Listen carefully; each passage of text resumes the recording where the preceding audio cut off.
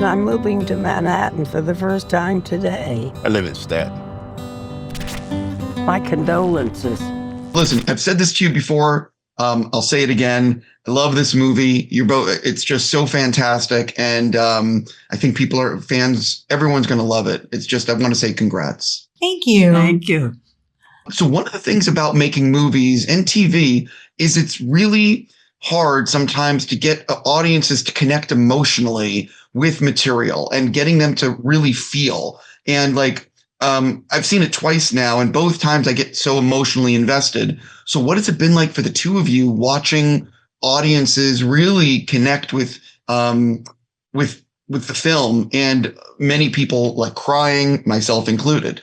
I find the movie, I've seen the movie like 400 times and I still find newness in it. I think because the actors' performances are so complex and deep and, deeply feeling. And it's funny, we just watched it in Toronto and I hadn't really, it was the second time I saw it with an audience, and people really laughed a lot, in the film. I mean, I had seen it in Cannes and I definitely felt people laughed, but there was a lot of emotion.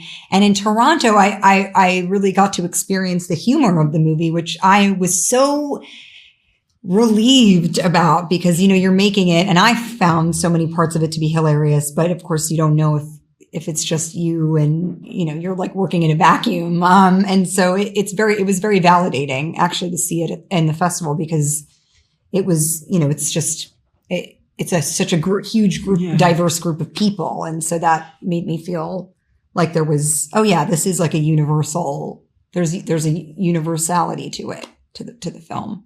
June? Oh, well, I feel the same. Look, I think we were all waiting, especially in Toronto. It was the second time that we'd seen it with a huge festival audience.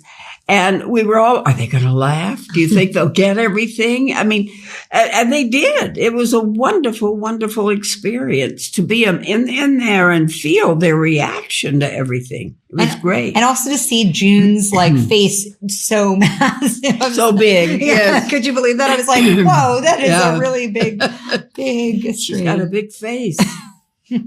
Scarlett, I've been wanting to know, what would happen if June said no to this script? Well, luckily June came with the script. So I really didn't, that would have been a conundrum. I don't know what I would have done, because there's only one June Squibb. I actually have to say there are an amazing, when I was casting all the other parts in the film, there was an amazing community of actors in their 90s in New York. I mean, a lot. And Ellen Lewis, who cast the film, is really plugged into that community. So that was actually exciting to see, because even for the Bessie character, I auditioned, a lot of women in their 80s and 90s for that role, some who were really extraordinary. And it was interesting talking to June about it, because I remember you saying to me that some of your friends who are, from the same generation are like, why are you still doing this? And you said that you're still trying to figure it out. Exactly. Which I found to be true. I was like, that's just that answer resonates so much with me. It's so much about, I think an actor's work is you're always trying to figure it out. And you find something new each time. Yeah. That's why we keep doing it. June, I want to actually go backwards. A lot of people won't know or remember that you were in the 1960 production of Gypsy, and you worked with Ethel Merman. And I just want to know, what do you remember about that experience? Because I love getting to talk to people about the past, and I just have to know. Well, it was a great experience. It was my first time on Broadway. So, that in itself was pretty big. And then the number we did, You Got to Get a Gimmick, is just, the audience eats it up. They love it. And I did the road company because Ethel was going on the road and they wanted me to go. And so I did. And when the reviews came in at each different city, it was always Ethel, but then it was always is it going to be Louise, or is it going to be the three strippers that come in next?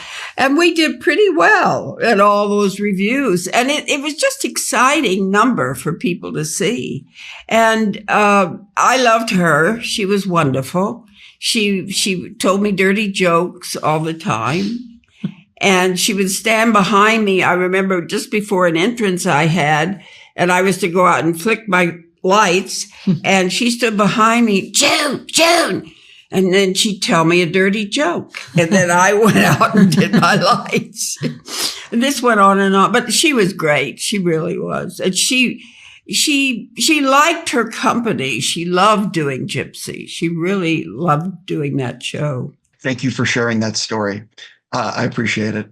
Scarlett, I know that people are going to be offering you a lot more scripts in the future after seeing this. So how much is directing going to be a part of your future versus like the act, you know what I mean? Like the balance between acting and directing. I don't know. I guess I'm still trying to figure that out, myself. I think this year, I did a lot of work these past couple of years, I've done a lot of work. And I think especially after, while I was making Jurassic World, I was also editing that. I had only a very short window of time to hand in a director's cut between the end of wrapping of Eleanor and then starting Jurassic World. And that was a very long job. And when I came out of that, I went back to post-production the day after I came home and finished this film. And then started promoting Jurassic World. And, I was fortunate enough to work with James Gray this year on something that I think will be, very special. And now we're doing all of this. And so I think I'm just trying to understand myself still what the balance will be. And kind of, I think what I want to spend my time doing. I also, I have 2 young children too. And so I think I'm just still, I'm kind of taking it all in, which is good. I feel finally like I'm at a place in my life, both personally and professionally, where I can take a minute to sort of stop and smell the roses and also think about, be kind of really, thoughtful about what I want to do. And I don't feel like everything's going to disappear, which I think it's a long time that actors do feel like that. To get to that point. Yeah. Well, I do hope I have to wrap. I'm out of time, but I do hope you can fit in more SNL because I really enjoy when you host. Thank you. On that note, I really mean it. Congrats on the movie. I love it so much. Have a great day speed dating. Thank you. Thank you. Thank you very much. Bye.